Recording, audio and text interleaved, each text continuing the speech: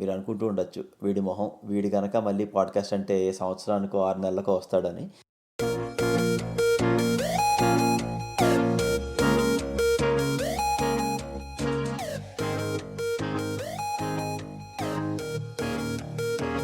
అందరికీ నమస్కారం. ఈరోజు కార్యక్రమంలోకి స్వాగతం. ఈరోజు మనం ఆడుకోబోతున్న విషయం చాట్ జీపీటీ. ఓయ్, బోల్డ్ నెలల క్రితమే చాట్ జీపీటీ గురించి చెప్పావు కదా, మళ్ళీ ఏంటి చాట్ జీపీటీ అనుకుంటున్నారా? కంగారు పడకండి. క్రితంసారి మనం ఆడుకుంటున్నప్పుడు ప్రోగ్రామర్లు చాట్ జీపీటీ వాడి వారి పనిని సులువుగా ఎలా చేయొచ్చు అని దిలీప్ గారితో మాట్లాడి తెలుసుకున్నాం. ఈసారి మనం ఆడుకుంటున్నప్పుడు ఒక ప్రోగ్రామర్గా మీరు తయారు చేస్తున్న మీ ఉత్పాదకంలో చాట్ జీపీటీ ఫీచర్లను వాడి, లేకపోతే లార్జ్ లాంగ్వేజ్ మోడల్ సంబంధించిన ఫీచర్లని మీ గ్రాహకులకి ఎలా అందించాలి, అలా అందిస్తున్నప్పుడు మీరు గుర్తుంచుకోవాల్సిన విషయాలు, వాటిలో ఉండే రిస్కులు అలాంటివి ఏమైనా ఉన్నాయా, వాటి గురించి క్లుప్తంగా మాట్లాడుకుందాం. మరింత ఆలస్యం మొదలు పెడదాం రండి. మీరు ప్రోగ్రామర్ అయినా సరే, లేక ఇలాంటి ప్రోగ్రామర్లని బోల్డ్ మందిని మేనేజ్ చేస్తున్న మేనేజర్ అయినా సరే, ఈ పాటికి మీ మీద బోల్డ్ ఒత్తిడి ఉండాలి. మీ బాసులు మీ మీద ఏమయ్యా మన దాంట్లో ఇంకా ఏఐ ఫీచర్లు ఏమీ పెట్టట్లేదేంటి, మన కాంపిటీటర్లు చాలామంది వాళ్ళ ప్రొడక్ట్లలో ఏఐలు పెట్టి వదులుతున్నారు, ఇలా కనుక చేస్తే మనం నష్టపోయే అవకాశం ఉంది అని తెగ ఒత్తిడి తెస్తూ ఉండాలి ఈ పాటికి. ఇది సర్వసాధారణం. ఇలాంటి వాటి గురించి మనం మంచి నిర్ణయాలు తీసుకోవాలంటే ఈ కొత్త ఫీల్డ్ మీద మనకు కొంచెం పట్టు సాధించాలి. దానికోసం బోల్డ్ రీసెర్చ్ చేసి చక్కగా నేర్చుకోవచ్చు. కానీ ఇప్పుడిప్పుడే కనుక మీరు ఈ రంగంలోకి అడుగు పెడుతూ అసలు ఏముందిరా బాబు ఇందులో ఇప్పుడు మళ్ళీ కొత్తగా ఇది నేర్చుకోవాలా అని చెప్పి కంగారు పడకుండా, మీకు పైన ఇందులో మీకు తెలుసుకోవాల్సిన ముఖ్యమైన విషయాల్ని మనకెప్పుడు నచ్చే తెలుగు భాషలోనే మాట్లాడుకుందాం. ముందుగా మీరు ఎప్పుడు వినే మాట ఫౌండేషన్ మోడల్. ఈ ఫౌండేషన్ మోడల్ అంటే ఏంటి? ఇంటర్నెట్లో బోల్డ్ చెత్త తయారు చేసాం ఇన్నాళ్ళకి. వికీపీడియా అని, న్యూస్ పేపర్లని, లేకపోతే మన ఫోటోలని, ఒకటి కాదు బ్లాగులు అవి ఇవి అని చెప్పి బోల్డ్ చెత్త ఈ పాటికి మనం ఇంటర్నెట్లో బోల్డ్ పేజీల్లో నింపి పెట్టాం. ఈ తయారు చేసిన ఈ టెక్స్ట్, వీడియో, ఆడియో, అలాగే ఇమేజ్ సమాచారం అంతా ఒక ప్రీ ట్రైన్డ్ మోడల్కి ఇచ్చి దాన్ని ఒక నిర్దిష్టమైన అల్గారిథముల ద్వారా దాన్ని ట్రైనింగ్ చేయగలిగితే, ఆ ట్రైనింగ్ చేయగా వచ్చిన దాన్నే మనం ఫౌండేషన్ మోడల్ అంటాం. ఫౌండేషన్ మోడల్ అనేది మీరు ఎప్పుడు వింటున్న చాట్ జీపీటీ లాంటి వాటికి ముఖ్యమైనదన్నమాట. అంటే జీపీటీ అనేది ఒక ఫౌండేషన్ మోడల్ అయితే, దాని మీద చాట్ ఉపకరణం అనేది చాట్ జీపీటీగా మనం ఆలోచించవచ్చు. ఉదాహరణకి మీరు రకరకాల ఫౌండేషన్ మోడల్ గురించి ఈ పాటికి వినే ఉంటారు. వాటిలో కొన్ని పేర్లు చెప్తాను చూడండి. ఒకటి జీపీటీ. ఈ జీపీటీ తెలిసిందే కదా, ఓపెన్ అయ్యే వాళ్ళది. 2 Claude. 3 stable diffusion. Images generate చేయడంలో స్టేబుల్ డిఫ్యూషన్కి చాలా మంచి పేరుంది. ఇలాంటివే గూగుల్ వాళ్ళ జెమినై, అలాగే అమెజాన్ వాళ్ళ ట్రైటన్ లాగా బోల్డ్ ఫౌండేషన్ మోడల్స్ ఈ పాటికే అందరికీ అందుబాటులో ఉన్నాయి.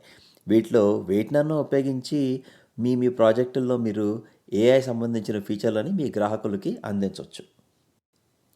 ఈ ఫౌండేషన్ మోడల్స్ సరే, కానీ అవి చేసే పనులేమిటి? వాటిలో ముఖ్యమైనవి కొన్ని చూద్దాం.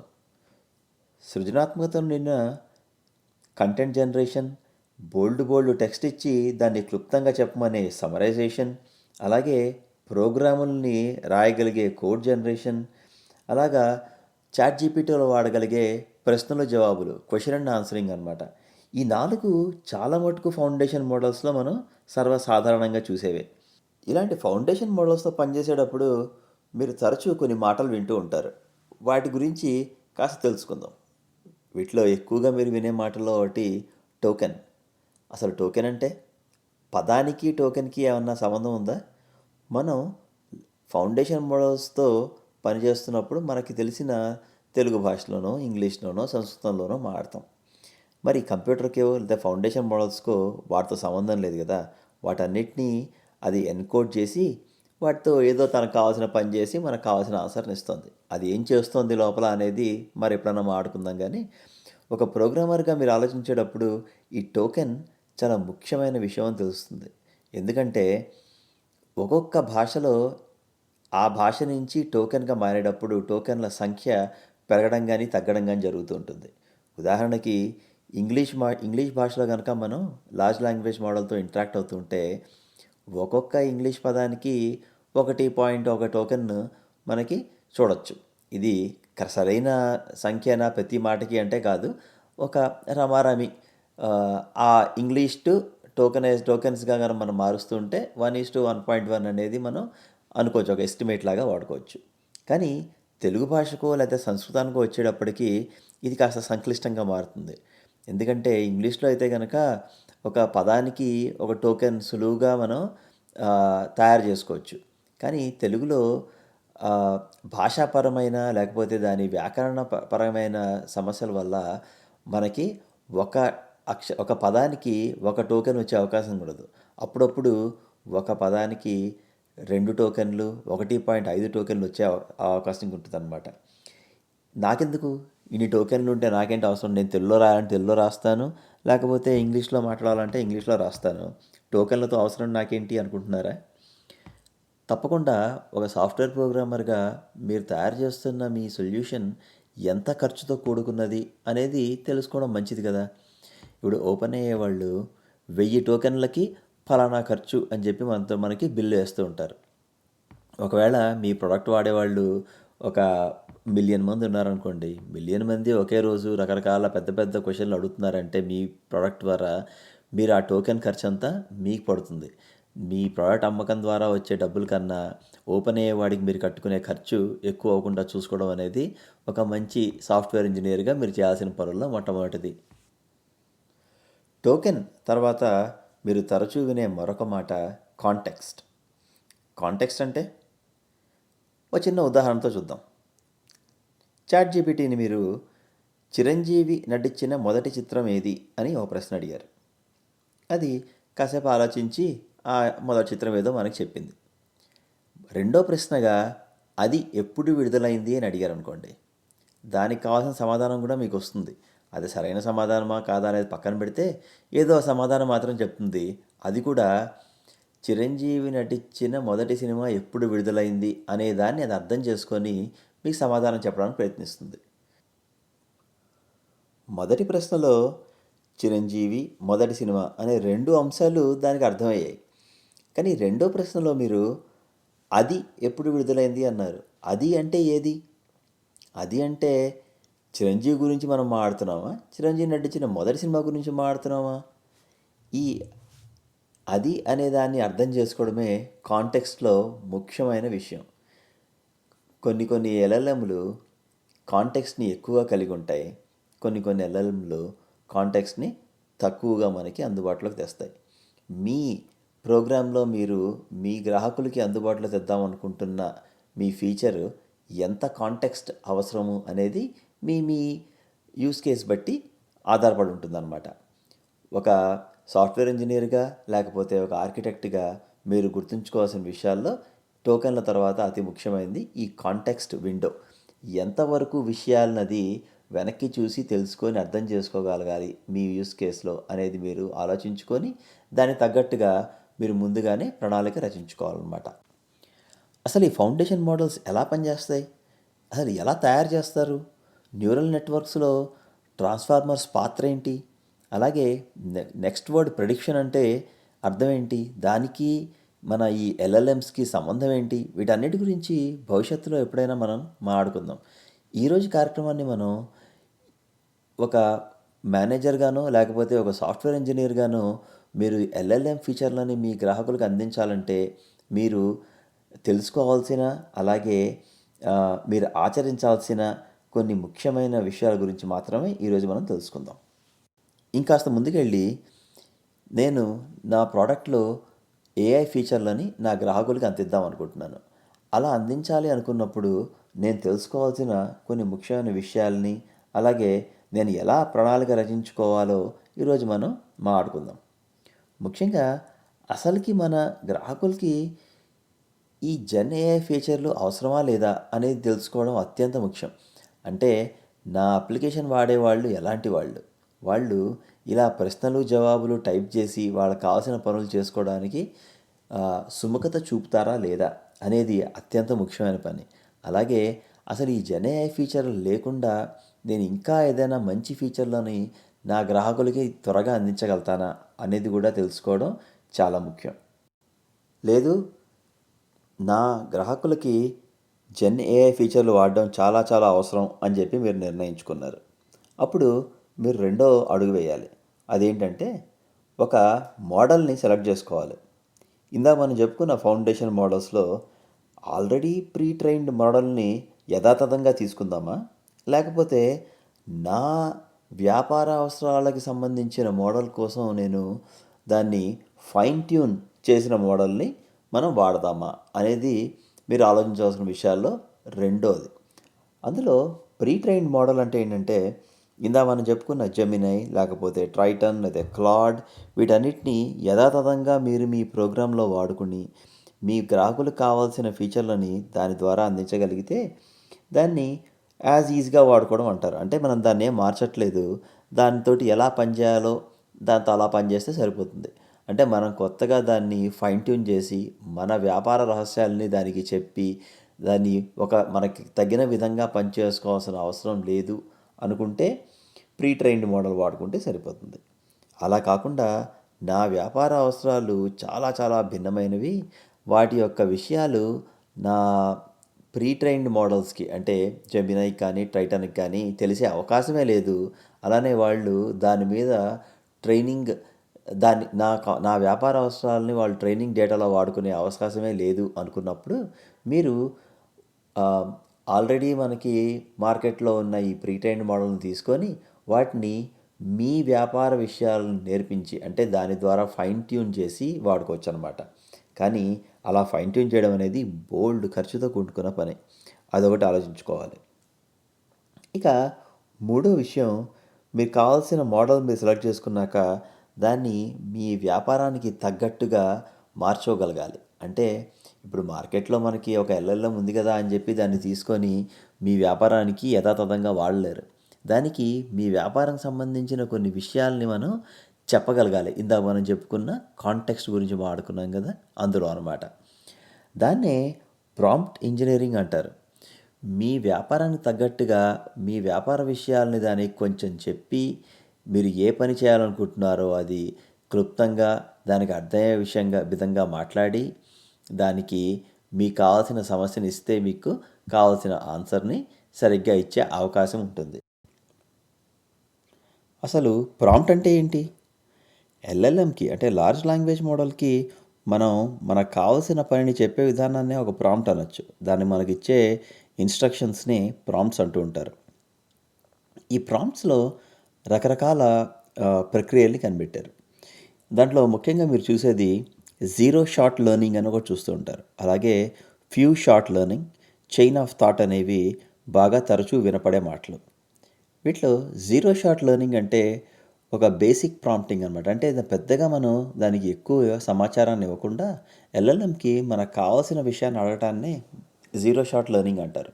ఉదాహరణకి నాకు న్యూఢిల్లీ గురించి వివరాలు చెప్పు అని చెప్పి ఇచ్చామనుకోండి, ఎల్ఎల్ఎంని అడిగామనుకోండి, దాన్ని జీరో షాట్ లెర్నింగ్ అంటారు. దాంట్లో మనం పెద్దగా ఉదాహరణలు కానీ దానికి అధిక సమాచారాన్ని కానీ మనమే ఇవ్వలేదు, దానికి తెలిసింది మనం చెప్పు అని అడుగుతున్నాం. అదే ఫ్యూ షాట్ లెర్నింగ్ వచ్చేసరికి మనం ప్రశ్న అడగడంతో పాటు కొన్ని ఉదాహరణలు ఇచ్చి నాకు సమాచారాన్ని ఈ విధంగా ఆన్సర్ కూడా చేయొచ్చు అనే విషయాన్ని మనం ఎల్ఎల్ఎంకి చేరవేస్తాం అన్నమాట. ఇక ఆఖరిగా చైన్ ఆఫ్ థాట్. ఒక సంక్లిష్టమైన పనిని మనం ఎల్ఎల్ఎంకి ఇచ్చి దాన్ని అది సాల్వ్ చేస్తున్నప్పుడు దాని యొక్క ఇంటర్మీడియట్ స్టెప్స్ అంటే ఆ పని చేయడంలో ఉండేదాన్ని చిన్న చిన్న భాగాలుగా చేసి సాల్వ్ చేస్తాం కదా, ఎలా సాల్వ్ చేస్తుందో కూడా మనకి చెప్పమని చెప్పామనుకోండి ఎల్ఎల్ఎం ఆ పనిని బాగా చేయగలిగే అవకాశం ఉంటుందని చెప్పి చాలామంది కనుక్కున్నారు. ఉదాహరణకి మనం ఒక చైన్ ఆఫ్ థాట్ ప్రాంప్ట్ ఇవ్వాలంటే ఢిల్లీ నుంచి హైదరాబాద్కి ఎంత దూరమో చెప్పు అని చెప్పి మనం ఒక ప్రాంప్ట్ ఇచ్చి దాన్ని నా కారులో వెళ్ళటానికి ఎంతసేపు పడుతుంది అని అడిగామనుకోండి, ఏదో ఒక ఆన్సర్ మనకి ఇస్తుంది. కానీ ఆ అడిగిన దాంతోపాటు ఆఖరణ నువ్వు ఎలా దీన్ని సాల్వ్ చేస్తున్నావో స్టెప్ బై స్టెప్ నాకు చెప్పు అని కూడా లాస్ట్లో తోక తగిలిచ్చామనుకోండి, ఆ ఢిల్లీ నుంచి హైదరాబాద్కి దూరం ఫలానా, నా కారు వెళ్ళే వేగం ఫలానా, కాబట్టి మీకు ఇంతసేపు పడుతుంది అని 3 ముక్కలుగా ఆ ప్రాబ్లమ్ని సాల్వ్ చేసే విధానాన్ని మనకు వివరిస్తుంది. అది అలా ఆలోచించుకుంటూ మనకు చెప్పడం వల్ల మనకి అర్థం అవడంతో పాటు ఎల్ఎల్ఎం కూడా దాన్ని సమర్థవంతంగా సరిగ్గా తప్పులు లేకుండా సాల్వ్ చేయగల అవకాశం ఉంటుంది అని చెప్పి చాలామంది తెలుసుకున్నారు.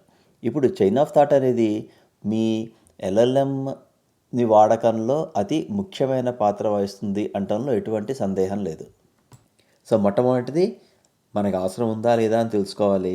2 మనకి మార్కెట్లో అందుబాటులో ఉన్న ప్రీ ట్రైన్డ్ మోడల్స్ వాడుకోవాలా లేకపోతే ఫైన్ ట్యూన్ చేయాలా అనేది ఆలోచించుకోవాలి. తర్వాత మనకు కావాల్సిన వ్యాపార అవసరాలకు తగ్గట్టుగా మనం ప్రాంప్టింగ్ ఎలా చేస్తున్నాము అనేది చూసుకోవాలి. ఇక ఆఖరణ దీన్ని వాడేటప్పుడు అత్యంత ముఖ్యమైన విషయాలన్నీ సమస్యలన్నీ ఇక్కడే ఉంటాయి. అదేంట్రా ఏముంది చాట్‌జీపీటీకి వెళ్ళి వాడేస్తే సరిపోతుంది కదా అని చెప్పి అనుకుంటున్నారు కదా. కానీ మీరు చాట్‌జీపీటీ వాడేటప్పుడు కానీ లేకపోతే ఇంకేమైనా ఇమేజ్ జనరేషన్ కానీ రకరకాల ఏఐలు వాడుతున్నప్పుడు వాళ్ళందరూ మీకు కిందన ఒక స్టార్ పెట్టి రాస్తుంటారు. దీని నుంచి వచ్చే సమాధానాలు అన్నీ ఖచ్చితమైనవి కాదు, కాస్త చూసి వాడుకోండి అని చెప్తూ ఉంటారు. దానికి కారణం ఏంటంటే ఈ ఎల్ఎల్ఎమ్స్ అనేవి నెక్స్ట్ వర్డ్ని ఒక ప్రాబబిలిస్టిక్ మెథడ్లో మీకు అందిస్తూ ఉంటాయి. ఉదాహరణకి నేను ఇక అని ఆపాను అనుకోండి, నేను ఇక తింటాను, నేను ఇక వెళ్తాను, నేను ఇక వస్తాను, ఈ మూట్లో ఏదన్నా కరెక్ట్ మాట అయ్యుండొచ్చు. కానీ తింటాను, వెళ్తాను, వస్తానులో సర్వసాధారణంగా మాట్లాడేది వస్తాను, నేను ఇక వస్తాను లేకపోతే నేను ఇక వెళ్తాను అనేదానికి అది ఒక ప్రాబబిలిటీ ఒకటి తయారు చేసుకొని ఇందులో నేను ఇక వెళ్తాను అనేది చాలామంది సాధారణంగా వాడే మాట కాబట్టి నేను ఇక వెళ్తాను అని మీకు పూరిస్తుంది. ఇలా వాక్యాన్ని పూరించడం అనేదే ఎల్ఎల్ఎం యొక్క ముఖ్యమైన పని. దాన్నే ఇందాక చెప్పాం కదా నెక్స్ట్ వర్డ్ ప్రెడిక్షన్ అని. నెక్స్ట్ వర్డ్ ప్రెడిక్షన్ అంటే ఇలాంటి వాక్యాల్ని పూరించడమే. ఇలా పూరించడంలో టెంపరేచర్ అని అలాగే టాప్ పి అని టాప్ కే అని రకరకాల హైపర్ పారామీటర్స్ ఉంటాయన్నమాట.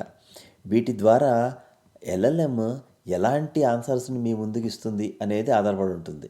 ఒకవేళ మీరు వాడుతున్న ఎల్ఎల్ఎం చాలా సృజనాత్మకతో నిండిన ఆన్సర్లు ఇవ్వాలి అనుకోండి, వాటి టెంపరేచర్ని బాగా పెంచితే మీకు ప్రతిసారి సరికొత్త ఆన్సర్ ఇచ్చే అవకాశం ఉంది. అది ఒక్కోసారి మంచిది కావచ్చు, కొన్ని రంగాల్లో చాలా తప్పవచ్చు. ఇలా ఈ సృజనతో నిండిన సమాధానాలు ఇవ్వటం బాగానే ఉంటుంది, కానీ ఈ సృజనాత్మకత ఎక్కువైంది అనుకోండి, అప్పుడప్పుడు ఎదుటి వాళ్ళని తప్పుగా అంటే ఎదుటి వాళ్ళు బాధపడే మాటల్ని లేకపోతే అప్పుడప్పుడు బూతులు కానీ తిట్లు కానీ లేకపోతే వాళ్ళు నొచ్చుకునే విధంగా మాట్లాడడం కానీ జరిగే అవకాశం ఉంటుంది. మీరు మీ అప్లికేషన్లో ఈ ఎల్ఎల్ఎంకి సంబంధించిన ఫీచర్లని మీ గ్రాహకులకు ఇచ్చేటప్పుడు వారు ఎటువంటి ఆన్సర్లని ఇష్టపడతారు, అలానే వాళ్ళు ఎటువంటి ఆన్సర్లు చూడడం ద్వారా నొచ్చుకుంటారు అనే విషయాన్ని కూడా మీరు బేరీజ్ వేసుకుంటూ ఉండాలి. ఇంకొకటి ఏంటంటే ఈ ఎల్ఎల్ఎంలో అప్పుడప్పుడు ఎలాగో నెక్స్ట్ వర్డ్ ప్రెడిక్ట్ చేయడంలో వాటి ఇష్టం వచ్చిన పందాన్ని అవి ఎంచుకుంటాయి. అవన్నీ ప్రాబబిలిటీకి సంబంధించినవి. అంటే ఏది ఎక్కువగా నెక్స్ట్ మాట వచ్చే అవకాశం ఉంది అనే దాని మీద ఉంటాయి కాబట్టి ఒక్కోసారి ఏమవుతుందంటే హాలూసినేషన్కి గురవుతూ ఉంటాయి. అంటే ఒక భ్రమలో బతుకుతూ ఉంటాయి అన్నమాట. నెక్స్ట్ వచ్చే ఆన్సర్ ఇదైతే ఎలా ఉంటుంది అని. అంటే లేని విషయాల్ని ఉన్నట్టుగా అలా మాట్లాడి సరికొత్త కంటెంట్ని తయారు చేసి ఇస్తూ ఉంటాయి.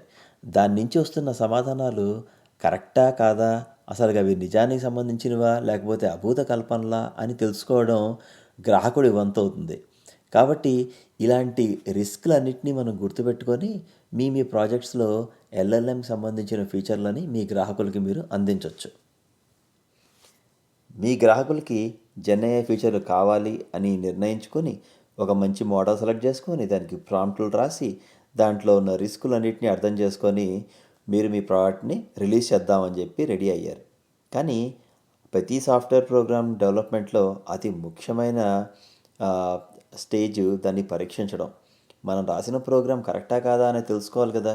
దానికి మీరు ముందుగానే మామూలు ప్రోగ్రామ్ అయితే కనుక JUnit రాయడమో లేకపోతే ఇంటిగ్రేషన్ టెస్టింగ్లో లేకపోతే మాన్యువల్ టెస్టింగో రకరకాల పద్ధతుల్ని పాటిస్తూ మీ సాఫ్ట్వేర్ యొక్క నాణ్యతని పరీక్షించి మీ గ్రాహకులకు ముందుకు తీసుకొస్తూ ఉంటారు. మరి ఎల్ఎల్ఎంలు అంటే లార్జ్ లాంగ్వేజ్ మోడళ్ళు వాడిన మీ సాఫ్ట్వేర్ సరిగ్గా పనిచేస్తుందా లేదా తెలుసుకోవడానికి ఈ నాణ్యతా పరీక్షలు సరిపోవు. ఎందుకంటే లార్జ్ లాంగ్వేజ్ మోడల్కి ఎటువంటి ప్రశ్నలు అడుగుతాం అనేది ముందుగానే మనం ఊహించలేము. అలానే అది ఏ సమాధానం చెప్తుంది అన్నది కూడా మనం ముందుగానే ఊహించలేము. అలాంటప్పుడు ఎలా వాటి నాణ్యతను పరీక్షించగలుగుతాము? వాటికి సరికొత్త పందా మనం ఎంచుకోవాల్సి ఉంటుంది. ఉదాహరణకి మీరు వాడుతున్న మోడల్ గోల్డెన్ డేటా సెట్తో కంపేర్ చేస్తూ మీ యొక్క గ్రాహకులు అడిగే ప్రశ్నలకు వచ్చిన సమాధానాలు వాటితో సరిపోల్చడం ఒక పద్ధతి. అలాగే మీ గ్రాహకులకి చెప్తున్న సమాధానం ఇంకొక ఎల్ఎల్ఎం ద్వారా పరీక్షించి వాటిలో మంచి మాటలే వాడుతుందా లేకపోతే ఏమన్నా అభూత కల్పనలు ఏమన్నా చేస్తుందా అని తెలుసుకోవడానికి కూడా మనం ఇంకొక ఎల్ఎల్ఎంని వాడి తెలుసుకోవచ్చు. ఈ రంగం ఇప్పుడిప్పుడే మెల్లిగా అభివృద్ధి చెందుతుంది. దీంట్లో మనకు వస్తున్న ఆన్సర్ల యొక్క ఖచ్చితత్వాన్ని, నిబద్ధతని, అలాగే వాటి యొక్క బాధ్యతని మనం ఇక్కడ కొలుస్తూ ఉండాలి. మనం సాధారణంగా తయారు చేస్తున్న సాఫ్ట్వేర్లో ఖచ్చితత్వం ఒక్కటి సరిగ్గా ఉంటే సరిపోతుంది. కానీ ఇక్కడ ఖచ్చితత్వంతో పాటు ఆ ఖచ్చితత్వం మళ్ళా ఖచ్చితంగా వస్తుందా లేదా, అంటే ఇప్పుడు నేను అడిగిన ప్రశ్నకి జవాబు మరోసారి అడిగినప్పుడు అలాంటి జవాబే ఇస్తుందా లేకపోతే వేరే జవాబు ఏమన్నా వస్తుందా, అలాగే వస్తున్న జవాబు ఎదుటి వ్యక్తికి హాని కల్పించే విధంగా ఉందా లేకపోతే బాధ్యతాయుతంగా ఉందా, ఇలాంటివన్నీ కూడా తెలుసుకోవడానికి సరికొత్త టూల్స్ ఇప్పుడు తయారు చేస్తున్నారు. ఇది బాగా మారుతున్న రంగం. దీని గురించి ఎప్పుడైనా మరోసారి మీరు అనుకుంటూ ఉండొచ్చు, వీడి కనుక మళ్ళీ పాడ్కాస్ట్ అంటే సంవత్సరానికో 6 నెలలకో వస్తాడని. ఎప్పుడు వచ్చినా సరే అప్పుడు వచ్చినప్పుడు ఈసారి ఇవాల్యుయేషన్స్ గురించి కాస్త మాట్లాడుకుందాం.